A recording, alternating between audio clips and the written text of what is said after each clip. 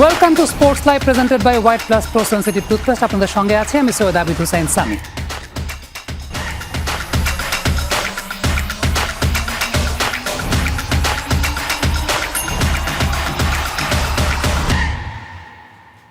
দর্শক, কখনো কখনো বাস্তবের গল্প সিনেমাকেও হার মানায়। একটা ফোনের অভাবে মাকে জয়ের খবর দিতে না পারা ফুটবলার কিস্কুর চোখের জল আজ হাসিতে বদলে গেছে। যমুনা টেলিভিশনের সংবাদ প্রচারের পর নিখোঁজ মাকে তিনি ফিরে পেয়েছেন। বাকিটা বিস্তারিত মেহেদী নাইমের প্রতিবেদনে। চাকরির ব্যবস্থা করা হচ্ছে, তোমার মাও ঢাকায় থেকে চাকরি করতে পারবেন। এই সবাই একটু হাত নাড়া দেখাও, কিসকু তোমার হাতটা দেখাও। মানুষের জীবন মাঝে মাঝে চলচ্চিত্রকেও হার মানায়। ফুটবলার কিস্কুর গল্পটাই যেন তার অনন্য দৃষ্টান্ত হয়ে রইল। তারা বাংলাদেশের হয়ে সুনাম কুড়াবে। নতুন কুড়ির ফাইনালে জোড়া গোল করে রংপুরকে চ্যাম্পিয়ন করেন কিসকু।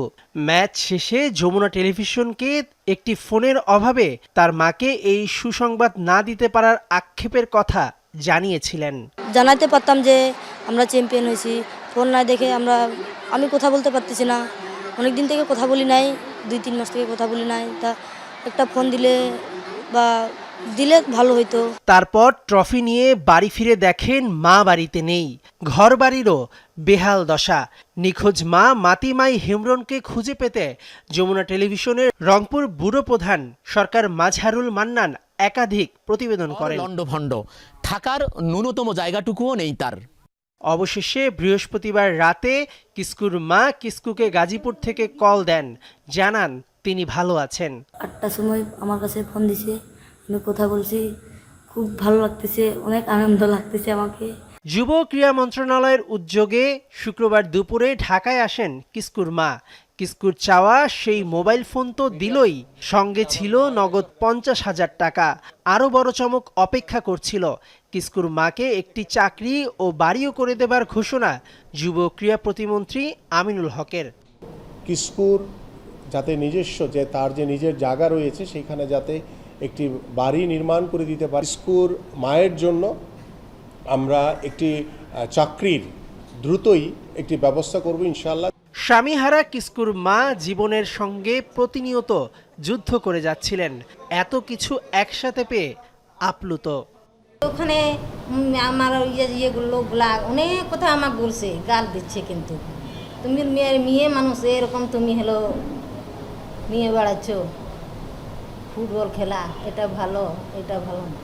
মাথায় 9 সেলাই নিয়ে ফাইনাল জেতা রংপুরের অধিনায়ক অরণ্যারও দেখভাল করবেন ক্রীড়া প্রতিমন্ত্রী। প্রত্যেকটি ক্রীড়াবিদের পরিবার তাদের অভিভাবকদের সাথে নিয়ে তিনি তার যমুনাতে একটি ডিনার করবেন এবং সেই ডিনারে আমরা ওই নতুন করে স্পোর্টসের সকল ক্রীড়াবিদ যারা আপনার পুরস্কৃত হয়েছে এবং আমাদের যে প্রত্যেকটি ক্রীড়াবিদের যে অভিভাবক তাদেরকে নিয়ে তিনি আনুষ্ঠানিকভাবে যমুনাতে ডিনার করে তাদেরকে আরও বেশি উৎসাহিত করতে চান।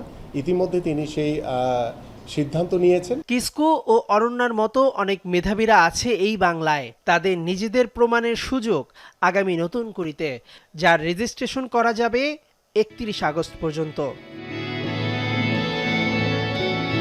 মেহেদী নাইম, যমুনা স্পোর্টস, ঢাকা। মেহেদী নাইমের রিপোর্টটা আমরা দেখছিলাম। মেহেদী নাইমকে সরাসরি একটু সেটে আমন্ত্রণ জানাতে চাই। মেহেদী নাইম আমাদের সঙ্গে আছেন এবং আমার কাছে ব্যক্তিগতভাবে মনে হয় যে এটাই সবচেয়ে বড় প্রাপ্তির জায়গা নাইম, যে কিস্কুর মুখে হাসিটা আমরা দেখতে পেলাম। How the entire journey started, আমি আসলে একেবারে শুরু থেকে গল্পটা জানতে চাই, কারণ দর্শকরা হয়তো বা বুঝবে না কি হয়েছিল। আপনি যেহেতু ইনিশিয়াল রিপোর্টটা করেছিলেন, আপনার কাছ থেকে শুরুর গল্পটা জানতে চাই। আমি ধন্যবাদ। আসলে এটা ছিল নতুন কুড়ির প্রথম আসর, যেখানে আসলে সারা বাংলাদেশেরই আসলে যারা মেধাবী খেলোয়াড় রয়েছেন তাদেরকে 8টা ডিসিপ্লিনে আসলে প্রতিভা যাচাইয়ের একটা সুযোগ ছিল। সেখানে সেমিফাইনালে আমি যখন সরকারি শারীরিক শিক্ষা কলেজে যাই ঢাকার, তখন ম্যাচ চলছিল ময়মনসিংহ এবং রংপুর বিভাগের সেমিফাইনাল ম্যাচে। আমি দেখলাম প্রথম কিস্কুর দেখা আসলে পাই। আমি যখন ম্যাচে দেখতে বসি তখন হাফ টাইম শেষ হয়ে গিয়েছিল, দ্বিতীয়ার্ধে ম্যাচটা ছিল গোলশূন্য ড্র। তখন আসলে কিস্কুর খেলা দেখে আমি খুবই অভিভূত হই। একজন পারফেক্ট নাম্বার 9 যেভাবে খেলেন তিনি ঠিক সেভাবেই খেলছিলেন, এবং গোল করা এবং খুব আক্ষেপ চোখে মুখে এবং খুব সরল একটা চোখ জোড়া যে গোলের প্রতি ক্ষুধা সেটা কিন্তু আমি সেদিন দেখেছিলাম এবং তারপরে আসলে আমার কাছে মনে হয় যে সে নিশ্চয়ই খুব ভালো খেলবে। ফাইনালে তার পরিচয় কিন্তু সে দিয়েছে, অর্থাৎ জোড়া গোল করেছে। রংপুর হচ্ছে রাজশাহীকে 4-0 গোলে হারায়। প্রথমার্ধে কিন্তু দুইটা গোল করে দলকে এগিয়ে রেখেছিলেন এই স্মৃতি কিসকো। এবং ম্যাচ শেষে হঠাৎ করেই সে আমাকে বলল যে ভাইয়া আমার মা যদি একটা ফোন পেতো তাহলে হচ্ছে গিয়ে আমি এই ট্রফিটা তাকে দেখাতে পারতাম। তো বললাম কি তো মায়ের সাথে কথা হয় না? বলে যে না ভাইয়া আমার তো 3 মাস ধরে কথা হয় না। তো শুনে আমার একটু খারাপ লাগলো যে মায়ের সাথে আমি ব্যক্তিগতভাবে 3 দিন কথা না বললে তো আমার কাছে খারাপ লাগবে। একটা মেয়ে 14 বছর হয়নি যার, সে 3 মাস ধরে কথা বলছে না। সাথে সাথে সেটা আমি আমার রিপোর্টে তুলে ধরি এবং তাৎক্ষণিকভাবে এই জিনিসটা অনেক জায়গায় ছড়িয়ে পড়ে এবং যমুনা টেলিভিশনে একটা কমেন্ট কার্ডও দেওয়া হয়েছিল, যেটাও অনেক শেয়ার হয়েছে। তো তাৎক্ষণিকভাবেই স্মৃতি কিসকু যখন ট্রফি নিয়ে রংপুরে যায় তখন দেখতে পেল যে তার যে ঘরটা সে 3-4 মাস আগে দেখে এসেছিল সেটা একেবারেই লণ্ডভণ্ড, টিন পড়ে গিয়েছে, মাটির ঘর ভেঙে গেছে এক পাশে, ঘরে কিছু নেই এবং সবচেয়ে বড় কথা স্মৃতি কিস্কুর মাও নেই। হ্যাঁ, তো সে খুব অবাক হয়ে তার মা কোথায়, তার মায়ের নাম্বারে ফোন দিচ্ছিল, মায়ের নাম্বারও বন্ধ ছিল। তো সে খুব দুশ্চিন্তা ছিল যে তার মা হারিয়ে গেল কিনা।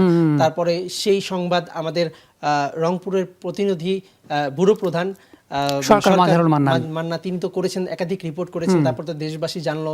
তারপর গতকাল রাত 8:30 ঠিক এই মুহূর্তেই আসলে মানে এরকম সময় তার মা গাজীপুর থেকে ফোন দিল এবং তারপরে তার মাকে আজকে দুপুরে যুব ক্রীড়া প্রতিমন্ত্রী আমরা একটু আমাদের সহকর্মী সরকার মাজহারুল মান্নানের সঙ্গে যুক্ত হতে যে একটু জানতে চাই আসলে তিনি যখন গেলেন কিস্কুর বাসাতে কিস্কুকে নিয়ে তখন আসলে কি দেখলেন।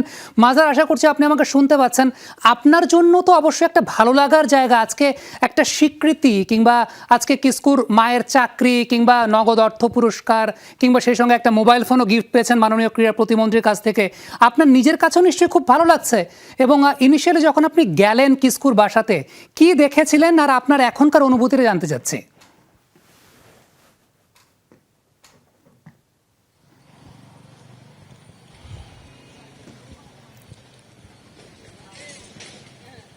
মাজার, আপনি কি শুনতে পাচ্ছেন আমাকে?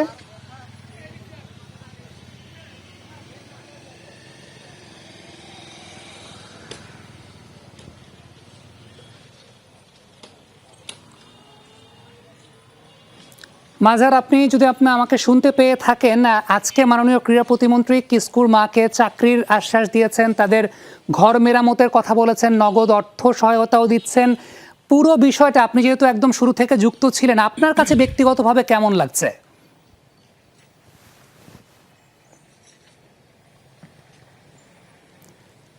আমাদের প্রোডাকশন কন্ট্রোল রুমে যারা আছেন সহকর্মী, আমার মনে হয় তার সঙ্গে কথা বলে একটু কানেকশনটা বিল্ড আপ করার চেষ্টা করবেন। নাইম, যে বিষয়টা বলছিলেন আজকে মাননীয় ক্রীড়া প্রতিমন্ত্রী তিনি যে বন্দোবস্তগুলো করেছেন সেই জায়গা থেকে আপনি বলবেন। দেখুন, আসলে বাংলাদেশের মেয়েরা কখন ফুটবল খেলতে আসে এই কথাটা একটু আমার পরিষ্কার করা দরকার। কারণ অনেকের নিশ্চিতভাবেই ফুটবল প্রতি ভালোবাসা আছে বলেই তারা ফুটবলটা খেলে, কিন্তু ম্যাক্সিমামই দেখবেন এদের কিন্তু আসলে চাল চুলো নেই। একেবারে এই জীবনের শেষ পর্যায়ে, অর্থাৎ দেখা যাচ্ছে খেতে পারছে না, পড়তে পারছে না, বাধ্য হয়তো তারা ফুটবলটা খেলে এবং না পেরে হ্যাঁ, সেই জায়গা থেকে তারা যখন দেয়ালে পিঠ ঠেকে যায় সেখান থেকে কিন্তু দুর্দান্ত তারা ঘুরে দাঁড়ায় ফুটবলটার কেন্দ্র করি। এবং সেই জায়গা থেকে স্মৃতি কিসকু একটা চরিত্র যে কিনা আসলে যার বাবা নেই, যার মা নেই, মা থেকেও নেই, এক কথায় ঘর নেই, সে কিন্তু আসলে আজকে রংপুরকে চ্যাম্পিয়ন করেছে। দুর্দান্ত ট্যালেন্ট। আরেকটা মেয়ে আছে অনন্যা, যে মাথায় 9টা সেলাই নিয়েও 14 বছর বয়স হয়নি যার, সে ফুটবল ফাইনালটা খেলতে চাচ্ছে। অর্থাৎ এই যে সাহস, এই সাহস কিন্তু আসলে আপনি খুব কম মানুষের কাছেই দেখবেন। তো এই ফুটবলাররা যখন প্রথমবারের মতো নতুন কুড়ি থেকে উঠে আসলো, মাননীয় প্রধানমন্ত্রী তারেক রহমান কিন্তু বলেছেন যে আসলে মানে যেন সংবাদ মাধ্যম তাদের একদম হেডলাইন করে এবং পত্রিকার প্রথম পাতায় যেন তাদেরকে জায়গা দেয়। সেই জায়গা থেকে আসলে গণমাধ্যম চেষ্টা করেছে তার জায়গা থেকে যতটা সম্ভব কাভারেজ দেওয়ার জন্য এবং প্রতিমন্ত্রী আমিনুল হক তিনিও কিন্তু আসলে এই ফুটবলারদের নিয়ে অনেক বড় একটা পরিকল্পনা করছেন। 310 জন খেলোয়াড় যারা নতুন করে প্রথম আসরে ভালো করেছে তাদের কিন্তু 2 মাসের একটা বিশেষ ট্রেনিং দেওয়া হবে বাংলাদেশ ক্রীড়া শিক্ষা প্রতিষ্ঠান বিকেএসপি, যেটা হচ্ছে আসলে খেলাধুলার আতুর ঘর, মানে direct BKSP without any further qualification. Exactly, আপনি একটা মজার তথ্য দিই, স্মৃতি কিস্কু কিংবা অনন্যা এদের কিন্তু কোনো পড়াশোনার ব্যাকগ্রাউন্ডই নেই।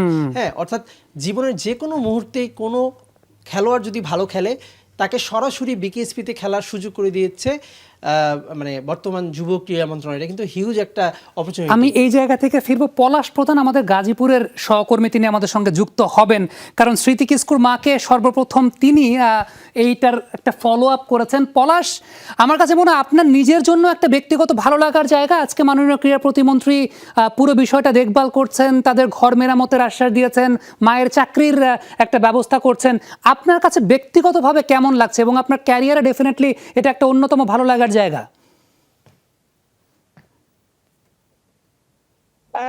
আমি আসলে আজকে সকাল 9টার পরপরই যুব ক্রীড়া মন্ত্রণালয়ের সচিব এবং তার বহর্ষ বেশ অনেক কর্মকর্তা কিন্তু আমরা গাজীপুরে এসেছিলাম। অর্থাৎ যে কিস্তুর মা মাতিয়া, যিনি আসলে তার যে মোবাইল ফোনটি সেটি কিন্তু এখন পর্যন্ত কিন্তু আমরা যখন তাকে সন্ধান করেছিলাম তখন পর্যন্ত কিন্তু মোবাইলটি সক্রিয় ছিল না। অর্থাৎ তার পাশের বাড়ির একজন তার সাথে ছিল, গাজীপুরের, নাম শাহজাহান, ওর মোবাইল থেকে মূলত প্রাথমিকভাবে তার মার সন্ধান পায়। তার মোবাইলে আমরা কথা বলছিলাম, তিনিও একদম অজপাড়ার সহজ সরল মানুষ। আমরা একটু পরপরই সচিবের মোবাইল থেকে এবং আমার নিজের মোবাইল ফোন থেকে তাকে বারবার লোকেশন জানার চেষ্টা করছিলাম। যেহেতু গাজীপুর একটা শিল্পাঞ্চল এলাকা, আমরা প্রায় 1.5 ঘন্টা তাকে খুঁজে গাজীপুরের বাইপাস বগুড়া এলাকা, বগুড় খেলা এলাকা একটি গলির ভিতর থেকে পেয়েছি। অর্থাৎ প্রথম যে আমরা যে রুমটিতে গিয়েছিলাম সেই রুমটি এত ছোট যে সে বাড়িটিতে আসলে তিনি 4,000 টাকা ভাড়া নিয়ে আসলে গত 3-4 মাস যাবত সেখানে একটি পোশাক কারখানায় কাজ করছিল।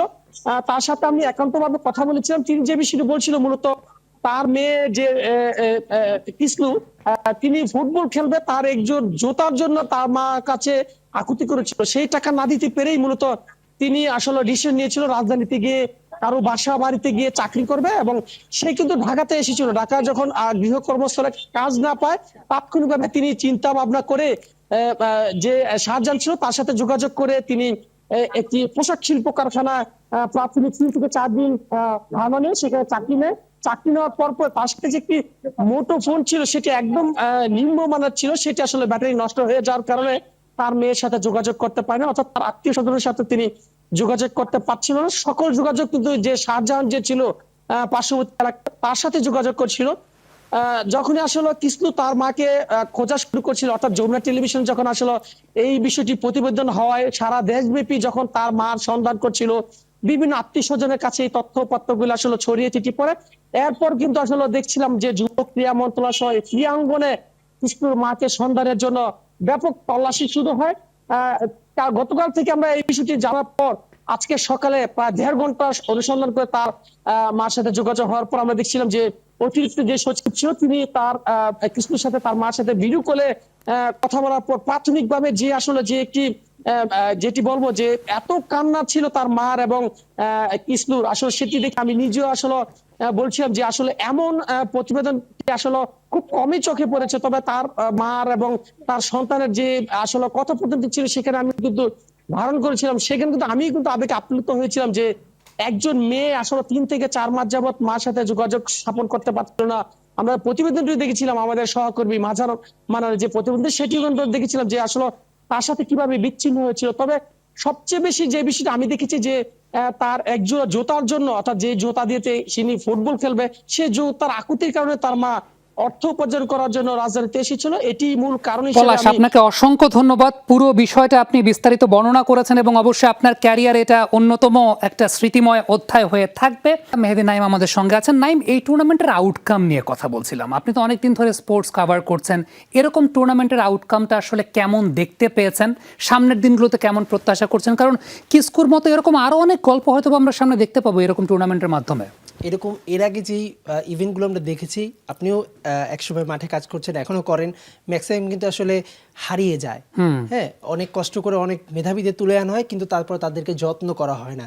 কিন্তু এবার আসলে কমিটেড যে তারা যারা নতুন কুড়িতে 310 জন মেধাবী পেয়েছেন তাদেরকে 2 ভাবে ট্রেনিং করবেন। নাম্বার 1 হচ্ছে প্রথমে 2 মাস বিকেএসপিতে ট্রেনিং করানো হবে, তারপর যারা আরও ভালো করবে তাদেরকে সরাসরি কিন্তু তার সংশ্লিষ্ট ডিসিপ্লিনে ভর্তি করিয়ে দেওয়া হবে এবং তারপর তারা প্রশিক্ষণের মধ্যে থাকবে, এক সময় তো দেশের প্রতিনিধিত্ব করবে।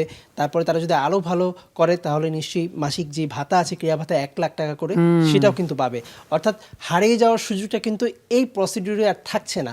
তো সেটা যদি বাস্তবায়ন হয় নিশ্চিতভাবেই 5 বছরের মধ্যে বাংলাদেশ কিন্তু অনেক বেশি অ্যাথলিট পাবে এবং এই পাইপলাইন কিন্তু অনেক বেশি সমৃদ্ধ হবে। আপনি নিশ্চয়ই মনে আছে নতুন করে একসময় সংস্কৃতিতে ছিল, তারা কিন্তু আজকে মাঠ মাতাচ্ছে এবং শিল্পাঙ্গনে অনেক ভালো অনেক লেজেন্ডারি ব্যক্তিত্ব পরবর্তী সময় আমরা দেখেছি। ফুটবলও কিন্তু, ফুটবল বলছি কেন, প্রতিটা খেলায় কিন্তু আসলে ঠিক একইভাবে বাংলাদেশ ভালো মেধাবীদের পেতে পারে, সেই সম্ভাবনা শুরু হয়েছে। আমরা আশা করব সেটা আরো অনেক দূর এগিয়ে যাবে। নাইম, একজন সংবাদকর্মী হিসেবে আপনার কাছে কেমন লাগছে? এর একটা অংশ হতে পারে, কারণ যমুনা টেলিভিশনের সংবাদ প্রচারের পর কিসকু তার মাকে খুঁজে পেয়েছে। মানে এটা কিন্তু আপনি যদি একটু চিন্তা করে দেখেন, আমরা যদি চোখটা বন্ধ করে একটু চিন্তা করি, অনেক বড় একটা ঘটনা। একজন সংবাদকর্মী হিসেবে কিসকরি হাসিটা দেখে আপনার কাছে কেমন লেগেছে? এটা আসলে আলাদা একটা শান্তি কাজ করে। আপনার একটা রিপোর্টের পর যখন একটা কোনো কিছু চেঞ্জ আসবে, একটা মানুষের ভাগ্য চেঞ্জ হয়ে যাবে, একটা মানুষ চাকরি পাবে, বাড়ি পাবে, তখন আসলেই কাজটা আসলে একটা আলাদা স্যাটিসফ্যাকশন কাজ করে, যেটা আসলে বোঝানো সম্ভব নয়। আলটিমেটলি এদেরকে যদি ধরে রাখা যায়, এরা যদি আরও বড় মঞ্চে প্রতিনিধিত্ব করে, বাংলাদেশের কোহাতি কিস্কুর কথা আপনি নিশ্চয়ই মনে আছে, সেও কিন্তু এরকম সাঁওতাল পরিবারের একজন ফুটবলার, সে কিন্তু ন্যাশনাল টিমকে এখন নেতৃত্ব দিচ্ছে এবং ভালো খেলছেও। একই সাথে যদি আজকে স্মৃতি কিচকু যদি ভালো করে, সেও কিন্তু আসলে বাংলাদেশ জাতীয় ফুটবল দলে চান্স পাবে। অনন্যা আছে এবং অনেক মেধাবী ফুটবলাররা বাংলাদেশে, যারা আসলে সঠিক গাইডেন্স জানে না, যারা হয়তো পাসটা কীভাবে দিতে হবে সেই জিনিসটা জানে না, সেই জিনিসগুলো যদি ঠিকভাবে কোচিংয়ের মাধ্যমে শেখানো হয়, নিশ্চিতভাবেই বাংলাদেশ এশিয়াতে দাপট দেখাতে পারে। বাংলাদেশ এখন দক্ষিণ এশিয়ার রানার্স আপ, গত 2বার নারী ফুটবলে চ্যাম্পিয়ন ছিল। আশা করি সামনে এশিয়াতে দাপট দেখাতে পারবে বাংলাদেশ। গভর্নমেন্টের যে ডিরেক্ট কন্ট্রিবিউশনের জায়গাটা, নাইম, এরকম কিন্তু খুব বেশি আসলে দেখা যায় না। এই যে একটা সংবাদ প্রচারের পরে, আমরা এর আগেও দেখেছিলাম যে যমুনা টেলিভিশনের মাধ্যমে সংবাদ প্রচারের পরে দেন ক্রীড়া মন্ত্রণালয় সেখানে একটা উদ্যোগ গ্রহণ করেছে। এই কোলাবোরেশনটা আপনার কাছে আসলে কেমন লাগে, যে গভর্নমেন্ট স্বপ্নদিত হয়ে তারা সেই জায়গাটা একদম প্রত্যক্ষ তত্ত্বাবধান করছে? Basically we help each other. অনেক কিছু হয়তো সরকার দেখতে পায় না বা সংগঠকরা দেখতে পায় না, আমাদের কাজ হচ্ছে সেটা খুঁজে বের করা এবং তারা এটাকে খুব বেশি অ্যাপ্রিসিয়েটও করে। যে কোনো সমস্যা হলে সেই জিনিসটা তারা সমাধান করার চেষ্টা করে। আমরা যে জিনিসগুলো খুঁজে বের করি সেই জিনিসগুলো হচ্ছে তারা যথেষ্ট মানে গুরুত্ব সহকারে দেখে এবং অ্যাপ্রিসিয়েট করে। যার একটা অন্য উদাহরণ হচ্ছে গিয়ে এই কিস্কুর ঘটনা। এবং অনেকেই বলতে পারে কিস্কু পেলো বাকিরা কেন মানে পায়নি, কিন্তু মোটেও সেটা না।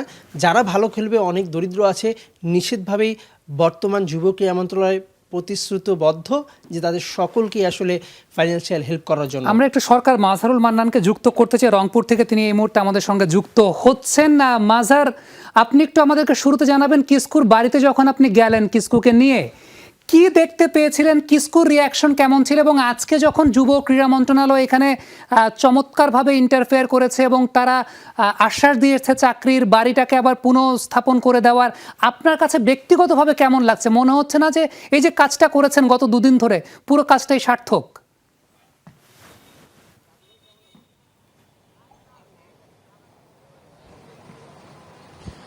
সামি, যে বিষয়টি আমি আপনাকে একটুখানি বলি, যখন ক্রীড়া মন্ত্রণালয়ে যখন এই কিস্কুর মাকে যখন টেলিভিশনে দেখেছেন এই কিস্কু, তখন যে কিস্কুর যে প্রতিক্রিয়াটি ছিল সেটি আমি একটু দেখবার চেষ্টা করেছি এবং আমি একটু দেখবার চেষ্টা করেছি। সেটি কিন্তু একেবারে অভূতপূর্ব ছিল।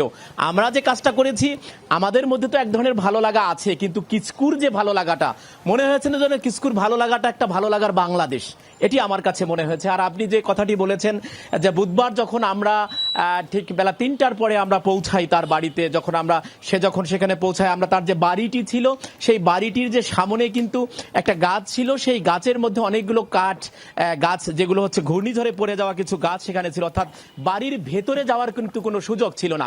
আমরা একটুখানি এনিয়ে বিনিয়ে সেখানে প্রবেশ করি। সেখানে প্রবেশ করে যে জিনিসটা দেখতে চাই, কিস্কু তখন আমার সামনে ছিলেন। আমি প্রথমে গিয়ে দেখতে পারি যে সে ঠিক যে ঘরে জন্ম নিয়েছিল, সেই যে টিনের ঘরটি ছিল সেটি কিন্তু একেবারে ঘূর্ণিঝড়ে পড়ে গেছে, এবং আরেকটি ঘর ছিল, সেই ঘরটির মধ্যে কোনো আর কিছুই নাই, অর্থাৎ দরজা খোলা ছিল, ভেতরে কিছুই নাই, ভেতরে একটা শুধু চৌকাঠের মতো একটা কাঠের একটা খাট ছিল আমরা দেখতে পেরেছি। এবং আমি তখন একটুখানি লক্ষ্য করবার চেষ্টা করেছিলাম যে কিস্কু কি করে। আমি দেখছিলাম যে কিসকু কিন্তু বারবার একটু পেছনের দিকে যাচ্ছিল, তার পেছনের দিকে একটা টিউবওয়েল ছিল এবং পেছনে আমরা যখন একটু গেছি তখন আর একটু ডোবার মতো একটা জায়গা ছিল, হয়তো সেই তার ছেলেবেলার অনেক কোনো স্মৃতি সেখানে সে মনে পড়েছিল।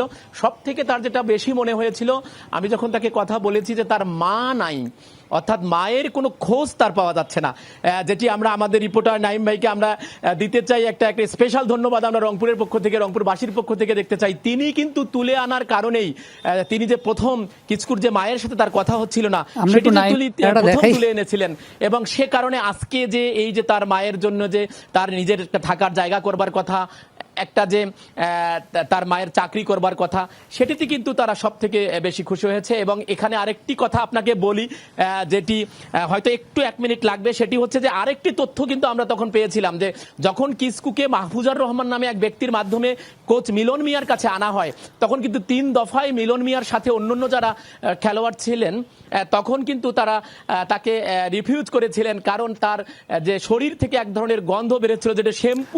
মান্নান, আপনাকে অসংখ্য ধন্যবাদ, আপনি অনেক ইনার স্টোরি আমাদেরকে বলতে চাচ্ছেন, আমরা হয়তো বা পরবর্তী কোনো এক সময় মান্নানের কাছ থেকে সেই গল্পগুলো জানার চেষ্টা করব।